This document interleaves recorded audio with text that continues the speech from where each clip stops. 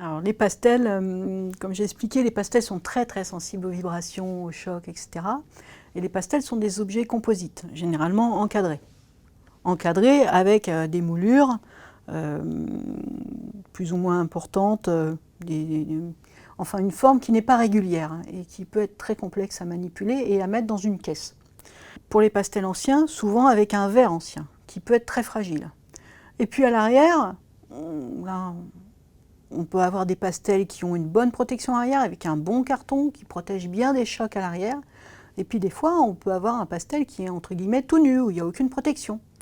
Et quand on achète un pastel, sur le marché de l'art, en vente aux enchères, ou chez un particulier ou autre, ou quand on va emprunter une œuvre, des fois on a des surprises, des fois on a du mal à anticiper, on ne sait pas trop ce qu'on va trouver. Donc transporter un pastel, il faut l'anticiper au maximum, mais il y a toujours des imprévus. Donc il faut avoir une solution qui puisse s'adapter tout de suite. Donc c'est pour ça que moi je conseille quand même que ce soit un restaurateur qui supervise le transport et qui soit là et qui puisse voir les problèmes tout de suite, avant la mise en caisse qui a été prévue en amont. Donc il a fallu que je trouve un système pour mettre en caisse un pastel qui a une surface poudreuse, très délicate, sans qu'il y ait de contact dessus. Donc par exemple, j'ai mis au point du coup ce petit système-là de boîte. Donc on imagine que le pastel est décadré. Donc là on a la surface avec la poudre qu'il ne faut surtout pas toucher. Donc il faut le mettre dans une caisse, sans contact. Donc voilà. J'ai imaginé un petit système qui est fait sur place à l'arrivée. Donc c'est très facile à faire puisque c'est juste une plaque de carton qu'il faut plier aux bonnes dimensions du pastel. Donc ça se fait direct avec l'œuvre dessus.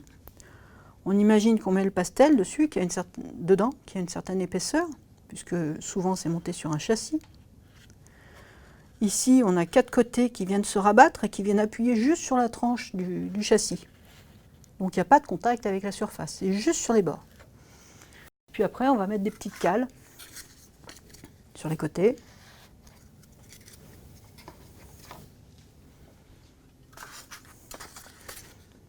Sur tous les côtés. Puis après, on referme la boîte.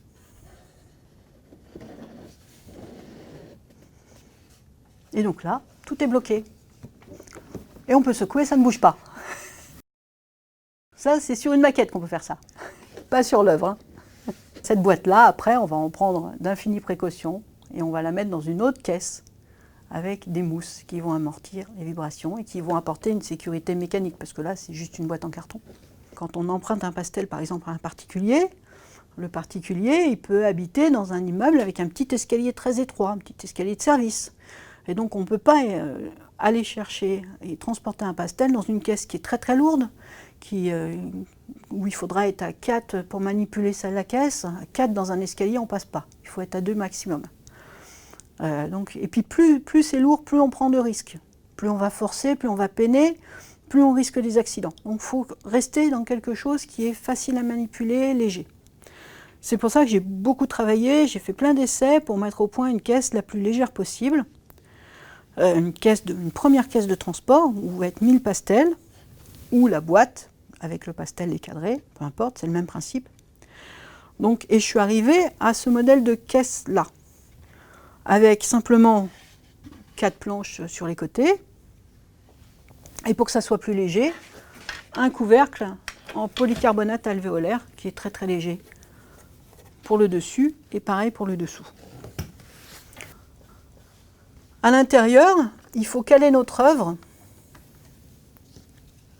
avec de la mousse,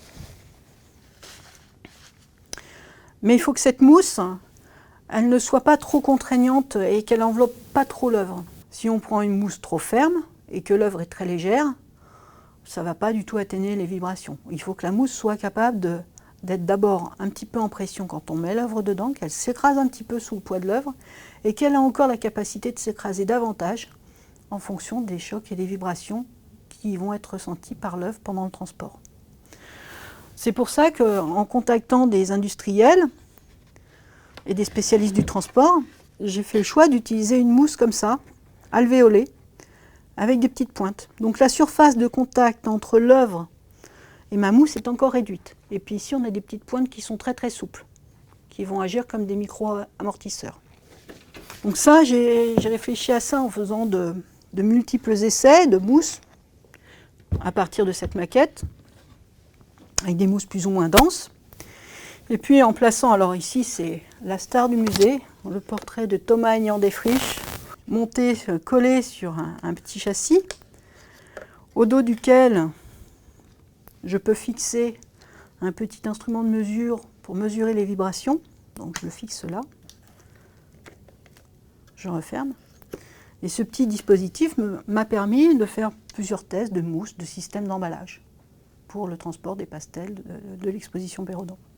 Donc là, on emballe avec ce premier film qui est antistatique et qui va empêcher les abrasions. Voilà, on l'emballe mieux que ça, et on l'emballe. Et puis une fois qu'on l'a emballé, on va le mettre dans la caisse. On cale bien.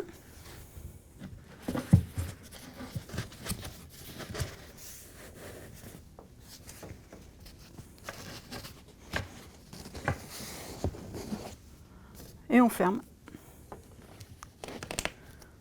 On visse doucement pour pas non plus créer encore des vibrations en vissant. Et puis ça fait une première caisse manipulable avec des poignées manipulables à 2 personnes. Donc la vraie caisse, qui n'est pas une maquette, il y a aussi des poignées sur tous les côtés pour pouvoir être pris dans tous les sens. Quand il y a des passages de porte, il faut pouvoir relever légèrement la caisse et la mettre verticalement, tout doucement, mais verticalement pour passer dans tous les passages étroits. Et puis ensuite, on arrive au camion. Et là, dans le camion, hors de question non plus de déposer cette caisse directement à même le sol du camion. Donc on va utiliser un certain nombre de choses. D'abord, une deuxième caisse.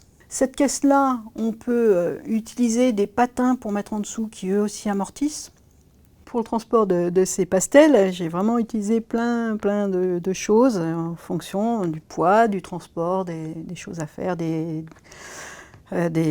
distances aussi. Donc quand l'œuvre était proche, on n'avait pas besoin de caisse isotherme, mais quand l'œuvre était plus loin, à l'étranger, et là j'ai utilisé des caisses isothermes, plus isolées contre les variations climatiques par exemple.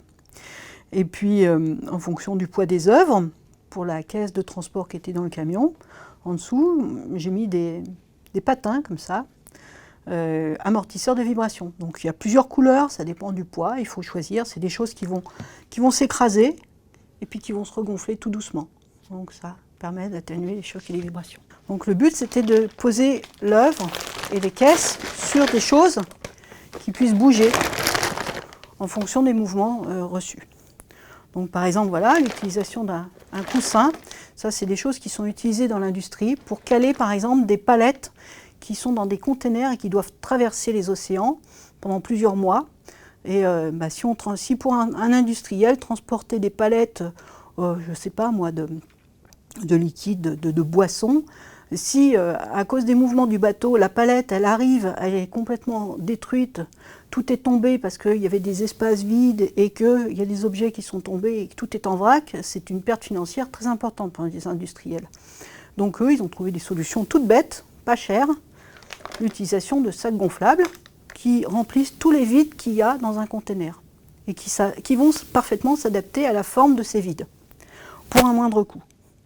Donc nous, ça nous intéresse aussi, évidemment. Donc par exemple, voilà, on peut mettre un coussin comme ça sous une caisse. Alors en général, j'en mets 4. J'en mets pas un, j'en mets 4. Pour que la caisse puisse quand même bouger dans plein de directions, puisse bouger mais en douceur. Donc on pose la caisse sur 4 coussins, sur les 4 côtés. Et puis après, on peut gonfler ça avec un gonfleur.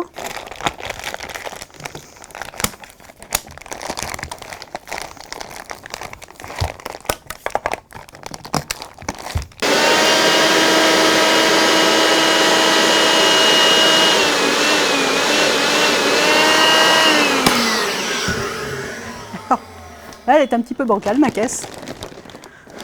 Et voilà. on obtient quelque chose qui est très stable. Donc si on met des coussins sur tous les côtés, on obtient quelque chose qui peut quand même bouger, mais qui est maintenu. Parce que ça, il faut l'imaginer dans une autre caisse, bien fermée.